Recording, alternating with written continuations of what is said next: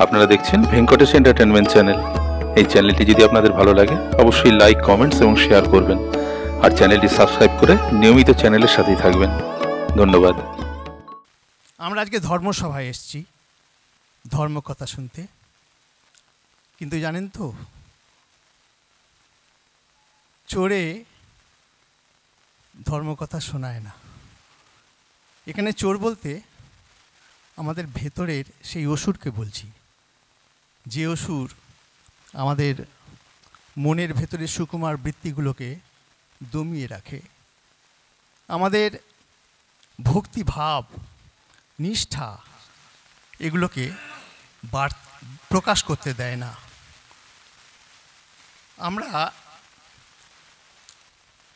আমরা জানি ধর্ম মানে হচ্ছে আমাদের মনের যে সুকুমার বৃত্তিগুলো আছে সেগুলোকে প্রকটিত করা, আমাদের আত্মবিকাশ, এটাই হচ্ছে আমাদের লক্ষ্য। আমরা বলা হয় পশু জন্মে অনন্ত কোটি বছর পশু জন্ম কাটিয়ে 84 লক্ষ শরীর ভ্রমণ করে কোনো ক্রমে একটি মনুষ্য শরীর পেয়েছি। কিন্তু সত্যি কথা বলতে আমরা কি মানুষ হতে পেরেছি এখনো পর্যন্ত? একটা কথা, আহার নিদ্রা ভয়ং মৈথুনঞ্চ সামান্য মেয়ে তৎ পশুভীর নরানাম মনুষ্যানাং কর্ম অধিকং ধর্ম বিহীন পশুভী সমানা। অর্থাৎ আমাদের প্রাত্যহিক জীবনে আহার নিদ্রা ভয় এবং সন্তান উৎপাদন সংসার, এর বাইরে আমরা আমাদের মনকে নিয়ে যেতে পারি না। আমাদের সংসার আমাদের যেন পেছন থেকে টেনে ধরে। আমরা শ্রীগুরু সংঘ করতে এসেছি এখানে।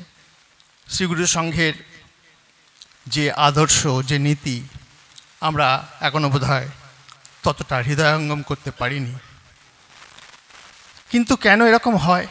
আমরা সমান মন্ত্র পাঠ করি, সমান মন্ত্র সমিতি সমানি সমানং মন সহচিত্তমস্তু।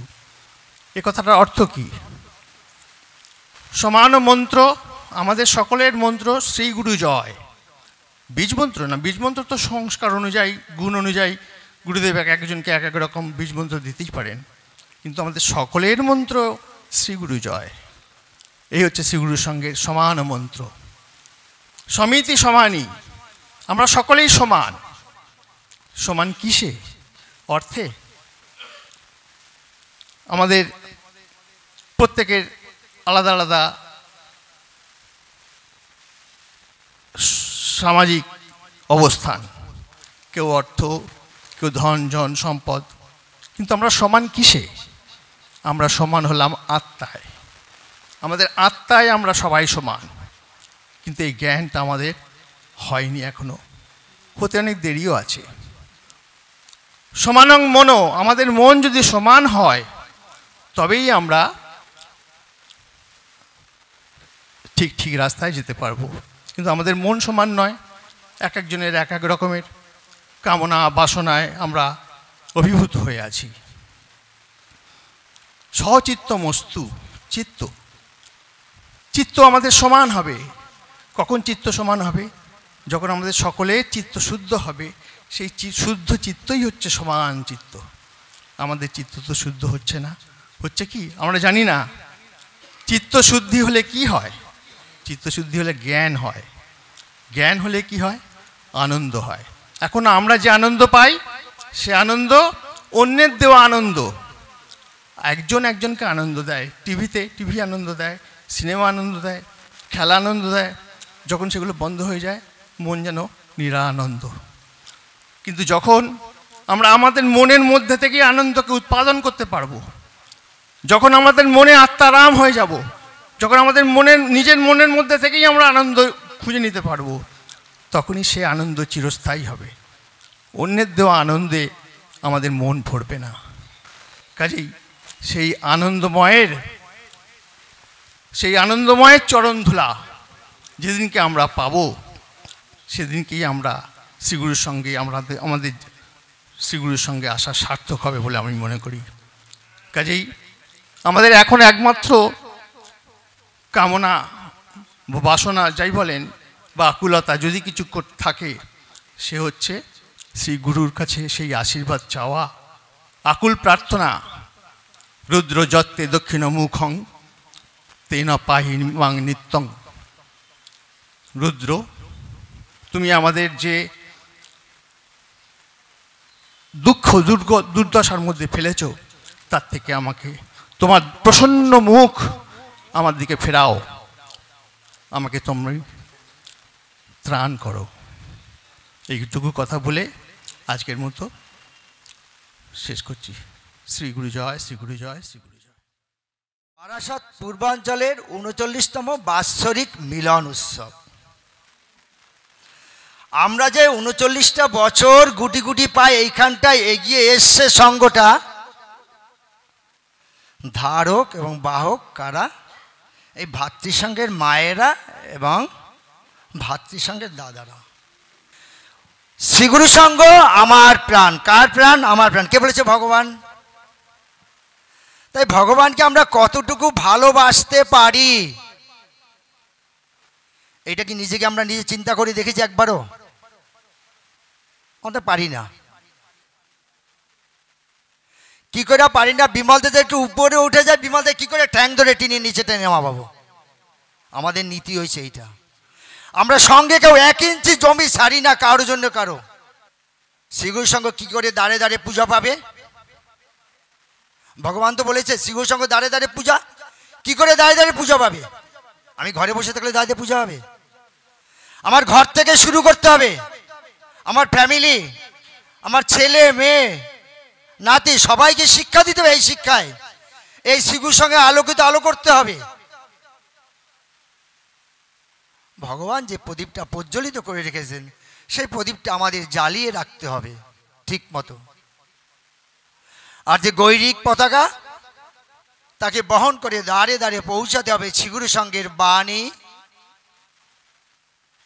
এইটা হলো আমাদের সার্থক।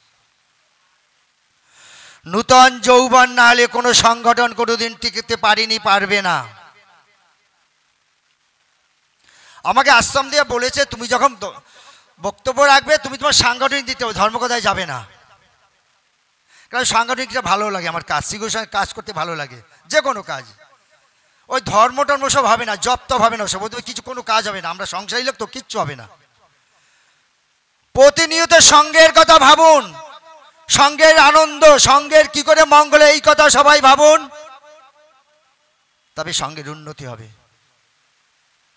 আমাদের যাদের বয়স হয়েছে, নদীর কিনারে দাঁড়িয়েছি, যে কোনো সময় ধসে পড়তে পারি নদীতে, তার আগেই তো আমার পথটা ছাড়া উচিত।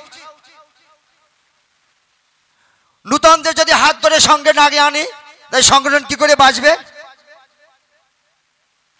আমার যদি লক্ষ্য থাকে সঙ্গকে আমি ভালোবাসি, তা আমার সেই লক্ষ্যটায় পৌঁছাতে হবে। তাই আমাদের সঙ্গকে ভালোবাসতে হবে। সেই সবার কাছে অনুরোধ, কি মাতৃসঙ্গে ভাতৃসঙ্গে সবার কাছে অনুরোধ করি, কিভাবে সঙ্গটাকে ভালো চলবে সবাই একটু চিন্তা করবে। প্রতিনিয়ত চিন্তা করবেন সঙ্গকে ভালোবাসা, কিভাবে সঙ্গটার উন্নতি হয়, তাহলেই সঙ্গকে গুরুদেবকে ভালোবাসা যাবে। আর কিছু না, গুরুদেবকে এইটাই চেয়েছে, আমাকে তুমি একটু ভালোবাসো, আমার বাণীটাকে মান্যতা দাও। আমি আমার নিজের দোষটা না খুঁজে অন্যের দোষটা নিয়ে বেশি টানা ঘাটাঘাটি করি, ওইখানেই আমাদের শেষ। আমি যে কত দোষে দোষী সেইটা আমি চিন্তা করি না, পরের দোষটা নিয়ে আমি ঘাটাঘাটি করি। গুরুদেব বলছে আমি অগ্রের আগেও আছি পিছনে আছি, বক্রের আগেও নেই পিছনেও নেই, তাই সোজা হবে চেষ্টা করুন সবাই। সবাই সংক্ষিপ্ত, আর বেশি সময় বলবো না। আমার এই বক্তব্য এইখানেই ঠাকুরের চরণে নিবেদন করলাম। শ্রী গুরু জয়, শ্রী গুরু জয়, শ্রী গুরু জয়। ধন্যবাদ। আজকে আমরা এই শাখা সঙ্গে একটি খুব সুন্দর দৃশ্য দেখলাম। দৃশ্যটি হচ্ছে যারা দিন রাত্রি শীত গ্রীষ্ম বর্ষা এই শাখা সংঘকে বাঁচিয়ে রাখে। অর্থাৎ নববিধানের প্রথম কথাটি শ্রীগুরু সংঘকে রক্ষা করা, শ্রীগুরু সংঘকে ভালোবাসা। শুধু একটি মালা বা একটি বস্ত্র নয়, এর ভিতর শ্রদ্ধা ভক্তি রয়েছে। গুরুদেব বললেন, কর্মী সংঘ দ্বারা শ্রীগুরু সংঘ জাগরিত হবে। এটাই গুরুদেবের ইচ্ছা। কর্মীদের গুরুত্ব দিতে হবে এবং প্রত্যেক কর্মীকেই সত্যের উপর প্রতিষ্ঠিত হতে হবে। সেখানে কোনো বিদ্বেষ থাকবে না, কোনো শুধু ভালোবাসা। হতেই পারে একটা কর্মী বিপদে যেতে পারে, তাকে ভালোবাসা দিয়ে বোঝাতে হবে। সেই জায়গায় আমাদের স্থির থাকতে হবে। সেখানে কেউ পর না, গুরুর নির্দেশটাকে আমরা আগে অগ্রাধিকার দেব। সত্যরূপং পরম ব্রহ্ম, এই কথাটি আমাদের হৃদয়ঙ্গম করতে হবে, নিজে পালন করতে হবে, অন্যকে পালনে বাধ্য করতে হবে। কর্মীরা সৎ থাকবে এবং সঙ্গকে সেই মুখী করতে হবে। সঙ্গে সবাই আসে গুরুদেবের টানে। উপস্থিতি যারা এসছেন গুরুদেবকে দেখেই এসছেন, অন্য কাউকে দেখে নয়। আজকে বিমলদা আছে, শাখা সংঘের প্রধান কর্মী, পরবর্তী হয়তো অন্য কেউ হবে। আমি এক শাখা সংঘের প্রধান কর্মী, আমি আছি, পরে আমিও থাকবো না। সকলের মৃত্যু আছে, কিন্তু সংঘ আমৃত্যু। সংঘকে ধরে রাখতে হবে, সংঘকে বাঁচিয়ে রাখাই শ্রীগুরু সংঘের মূল কর্মীদের লক্ষ্য। এবং যারা আমরা আশ্রিত জন, প্রত্যেকেই জানি আমরা যা কর্মটা করি আমাদের শক্তিতে কেউ করে না, কেউ করি না। কোনো কর্মী বলতে পারবে না আমি কর্মী। গুরুদেব বলছেন নাহংকর্তা ভিত্তবৎ করমি। কেন? তুমি ভিত্ত, তুমি কর্তা নয়। এই কথাটি হৃদয়ঙ্গম করতে হবে। আমরা যদি যারা উপস্থিত কেউ থাকবে, বিমলদা আছেন, গুরুদেবের শতবর্ষ উৎসবের একটি কথা বলছি। বহু স্মৃতি 1398, এটা 1430, 32 বছর আগে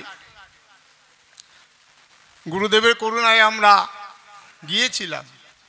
12 দিন কেন্দ্রীয় আশ্রমে সে কাজ করার গুরুদেব সুযোগ করে দিয়েছিলেন। আপনারা খালি একটু মনে মনে ভাবুন, লোহার পিপা যেগুলো কেরাসিন থাকে, তা ওই রকম লোহার পিপা মানে 4 জনে ধরে খালিটা নিতে পারবেন 4 তলায়? কিন্তু তার ভিতর ডাল ভর্তি, তার মধ্যে তরকারি ভর্তি। আর শক্তি কি? শ্রীগুরু জয়, শ্রীগুরু জয়, শ্রীগুরু জয়, শ্রীগুরু সংঘ কি জয়, শ্রীগুরু মহারাজ জিউ কি জয়। এই শক্তিতে কর্মীরা বলিয়ান হয়ে কাজ করে। তাই কোনোদিন কোনো কর্মীর মনে যেন অহংকার না আসে, আমি কর্তা, আমি করছি, তাহলে কেন আমি ব্যবহার খারাপ করব? কেন পরস্পরের সঙ্গে ভালোবাসার সম্পর্ক রাখবো না? এই কথাগুলো আমরা যত ভাববো, আমরা যেন বিদ্বেষ ভাবাপন্ন না হই। ঠাকুরেরই কথা, দোষের কথা দোষীর নিকট জানাইয়া দাও। একজনার দোষ অপর নিকট না বলিয়া দোষীর কথা দোষীর নিকট জানাইয়া দাও। আমরা সংক্ষিপ্ত সময় সকলকে প্রণাম ও শ্রীগুরুজয় সম্ভাষণ জানিয়ে সকলকে অনুরোধ করব, আপনারা সংঘকে ভালোবাসুন, সংঘকে দৃঢ়তর করে রাখুন। তবেই গুরুদেব আমাদের সেই শাশ্বত রাজ্যে নিয়ে যাবে। তার একটি বাণী যে আমার এই অমৃতময় ধর্ম যিনি গ্রহণ করিবেন এবং আমার নির্দেশিত পথে কর্ম করিবেন, তিনি যতই নীচ জাতি বা পাপী হোক না কেন, এই জন্মেই সে শাশ্বত রাজ্যের অধিকারী হইয়া অমরত্ব লাভ করিবে।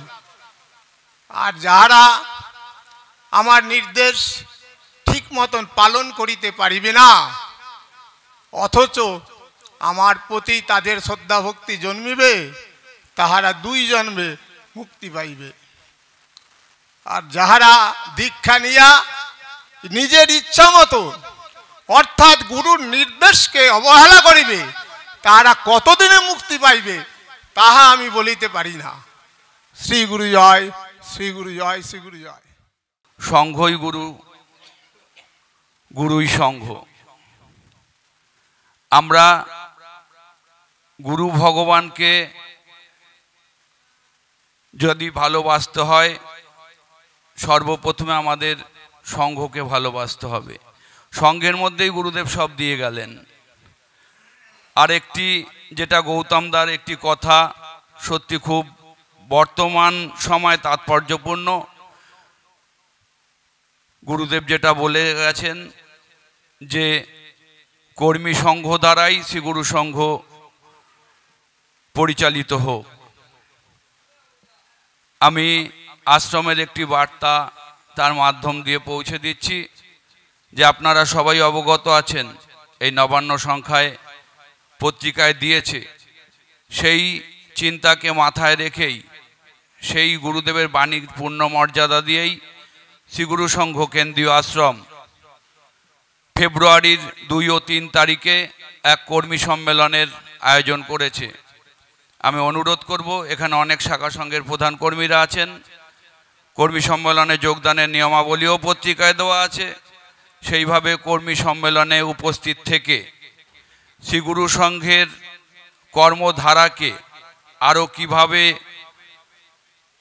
উন্নতির পথে নিয়ে যাওয়া যায়, গুরুর নির্দেশ অক্ষরে অক্ষরে পালন করা যায়, সেই কর্মী সম্মেলনে যোগদান করে সেটাকে সাফল্যমণ্ডিত করে আগামী দিনে যাতে গৌতম দা যে কথাটি বললেন, কর্মী সংঘ দ্বারাই শ্রীগুরু সংঘ পরিচালিত হোক, তার জায়গাটি যাতে তৈরি হয় তার জন্য সবাই সচেষ্ট হবেন। এই কটি কথা বলে আজকের বারাসাত পূর্বাঞ্চল শাখা সংঘের এই 39তম বর্ষ উৎসব সর্বাঙ্গীন সুন্দর হয়ে উঠুক, শ্রী শ্রী ঠাকুরের রাতুল চরণে এই প্রার্থনা জানিয়ে আমি আমার সংক্ষিপ্ত গুরু কথা শ্রী শ্রী ঠাকুরের রাতুল চরণে অঞ্জলি স্বরূপ প্রদান করলাম। শ্রী গুরু জয়, শ্রী গুরু জয়, শ্রী গুরু জয়। গুরু ব্রহ্মা, গুরু বিষ্ণু, গুরুদেব মহেশ্বর, গুরুরেব পরম ব্রহ্ম, তস্মৈ শ্রী গুরবে নমঃ। আমরা নববিধান পালন করি। আমাদের নববিধানের প্রধান একটি বিধান, যিনি গুরুদেব নববিধানের প্রথমেই বললেন, শ্রীগুরু সংঘ আমার প্রাণ।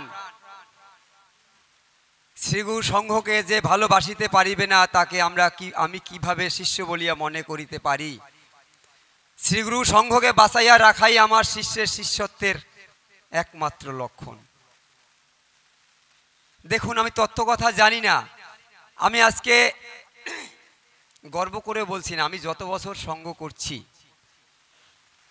এই কথাটি বলার আগে আমি একটি কথা বলছি। এই শ্রীগুরু সংঘের অধীনস্থ হয়ে গুরুদেবের পদতলে এসে আমি সব পেয়েছি।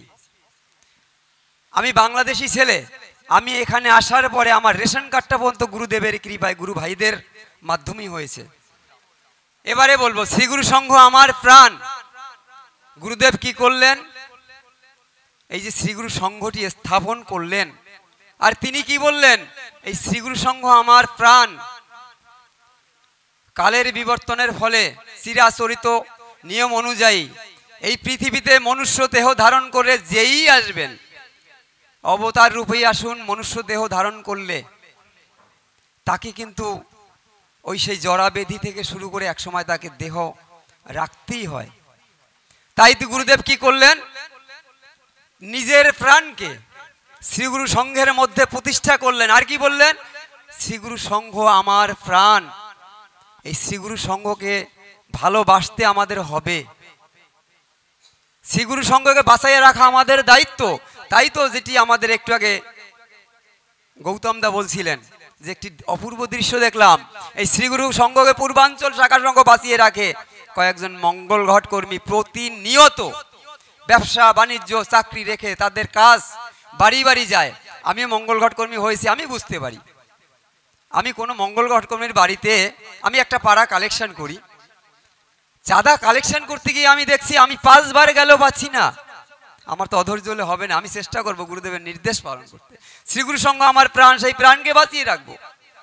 আমরা শ্রীগুরু সঙ্গে আশ্রয় কেন নিয়েছি? গুরুদেবের আদেশ নির্দেশ পালন করব, তাই শ্রীগুরু সঙ্গকে বাঁচিয়ে রাখবো। এই মঙ্গল ঘট কর্মীদের আজকে আমরা এখানে সম্বর্ধনা প্রদান করেছি। এটা সত্যিকারের আমাদের শাখা সংঘ থেকে আমরা গর্বিত। আজকে অন্য অন্য শাখা সংঘের যারা দেখে গেছেন, আশা করি তারাও তাদের শাখা সংঘের যারা মঙ্গল ঘট কর্মী আছেন, আপনারা তাদেরকে এই সম্মানটা দেবেন, তারা উৎসাহ পাবে, সংঘকে আরো শ্রীবৃদ্ধি তারা করতে পারবে। আর মনে রাখবেন একটা কথা, যেটি পূর্ববর্তী বক্তারা বললেন যে গর্ব করলে হবে না, আমি কিন্তু কিচ্ছু নই। একটু আগে পালদাদা বলে গেলেন আমি অনেক কিছু, সাধন কিন্তু আমাদের দ্বারা হয় না, সাধন করেছেন মহাপুরুষ। দেখবেন অনেকে চৈতন্য রাখেন, চৈতন্য বলে না, ওই টিকি রেখে চৈতন্য রাখে, কিন্তু তাদের চৈতন্য হয়নি। আমাদের কিন্তু সাধন পথ অত সহজ নয়। অনেকে পড়ে যায়, সাধনা করতে করতে পড়ে গেছে, মনে হচ্ছে অনেক কিছু হচ্ছে, আসলে না, সাধন অত সহজ না। সাধন করেছেন আমাদের গুরুদেব, জীবনী পড়লে আপনারা জানবেন। যাই হোক, গুরুদেব কি বললেন? গুরুদেব যখন স্কুলে পড়তেন, আমি কতগুলো জিনিসের হিসাব মিলাতে পারছি না, আমাকে কাকা সংক্ষিপ্ত করতে বলছেন, কিন্তু বলতে ইচ্ছা হচ্ছে। আমি কতগুলো জিনিসের হিসেব মিলাতে পারছি না। কলির কাণ্ড লন্ড ভণ্ড, সবাই তো গুরু কথা বললেন, গুরু লীলা বললেন, আমি কিন্তু অন্য আঙ্গিক দুচার কথা বলবো। আমরা সনাতন ধর্ম অবলম্বী, এই সনাতন ধর্মের মানুষ, আমরা সনাতন ধর্মকে বাঁচিয়ে রাখার জন্য আমরা কিন্তু দিন দিন পিছিয়ে পড়ছি। আপনারা একটু লক্ষ্য করবেন, কোন একটা হিন্দুর সন্তান, আমরা যারা সঙ্গ করি, একটু যদি লক্ষ্য করে দেখেন, যারা নিয়ত সঙ্গে আসছেন, এই আসনে বসে যারা বক্তৃতা দিচ্ছি, আমি কিন্তু কাউকে ছোট করে বলছি না, দেখবেন অনেকের বাড়ির তার নিজের সন্তানটি সঙ্গমুখী নয়। আমি অনুরোধ করব, আপনারা একটা জিনিস ভাবুন, একটা বাঁশ গাছ যখন ছোট থাকে, সেই বাঁশটাকে কিন্তু এভাবে করে বেঁকিয়ে ফেলা যায় না? কিন্তু ওই বাঁশটি যখন পূর্ণাকার ধারণ করে, যখন মোটা হয়ে যায়, পেকে যায়, ওই বাঁশটা কিন্তু আপনি নোয়াতে আর পারবেন না। আমি ইনস্ট্যান্টটি কেন বললাম? আমাদের যদি সনাতন ধর্মকে বাঁচিয়ে রাখতে হয়, আমাদের যদি শ্রীগুরু সংঘকে বাঁচিয়ে রাখতে হয়, পরবর্তী জন্মকে কিন্তু, পরবর্তী জেনারেশন কিন্তু আমাদের এই সঙ্গমুখী করতে হবে। এজন্য লায়াবিলিটি শুধুমাত্র আমাদের, যারা আমরা নিত্য নৈমিত্তিক সঙ্গে আসছি, তার সন্তানটিকে আপনারা সঙ্গমুখী করুন। যেটি করছে আমাদের শাখার সঙ্গে আমি দেখতে পাচ্ছি জয়দেব বণিক। আমরা এভাবে যেন সবাইকে এভাবে সঙ্গমুখী করতে পারি, সবাইকে অনুরোধ করব। না হলে কিন্তু আমাদের ভবিষ্যৎ জন্ম সনাতন ধর্মকে বাঁচিয়ে রাখা আমাদের কোনো মতেই সম্ভব হবে না। একটি মুসলমান সন্তান শুক্রবার হবে, সে লুঙ্গি পরে টুপি পরে, কোথায় যাচ্ছ বাবা তুমি? যাই মসজিদে নামাজ পড়তে। কিন্তু আমাদের একটা হিন্দু সন্তানকে বলুন তো, ওই মন্দিরের পাশ থেকে যাচ্ছে, বাবা একটু নমস্কার কর, ও নমস্কার করবে না। ও একজন বৈষ্ণব দেখুক, একজন ধুতি পাঞ্জাবি পরা দেখুক, একজন কেউ ভক্তপ্রাণ মানুষ কীর্তন করে যাচ্ছে ঢোল খোল নিয়ে, তাকে দেখুক, তার পিছনে লাগবে। বলুন সত্যি কথা বলছি কিনা? আমরা যখন তিলক পরে যাই, অনেকে বলে কি কীর্তনে গেছিলেন নাকি? আমাদের হিন্দু সমাজ, মাইকে বলছি, এটা বলা ঠিক না। আমরা কিন্তু কতগুলো জিনিস একটু আমাদের লক্ষ্য করা সবার উচিত। গুরুদেব কি বলতেন? গুরুদেব যখন স্কুলে পাঠরত ছিলেন, তখন কিন্তু গুরুদেব বিদেশিয়ানা কখনোই পছন্দ করতেন না। আমাদের এই যুগটা কিন্তু বিদেশিয়ানার মধ্যে, পাশ্চাত্য জায়গায় আমরা এত ঢুকে গেছি, পাশ্চাত্য দেশের মধ্যে, এটা কিন্তু আমাদের সনাতন ধর্মের পরিপন্থী, বিপরীত হয়ে যাচ্ছে। অতএব আপনার সন্তানকে সুশিক্ষিত করার জন্য আপনি সঙ্গমুখী তাকে করুন। এটা আমার মনে হয়, যেটা আমি সেটা বললাম। আমরা হিন্দু সমাজ কি করি? বিদেশিয়ানা, পাশ্চাত্য দেশি আমরা ধরে ফেলেছি।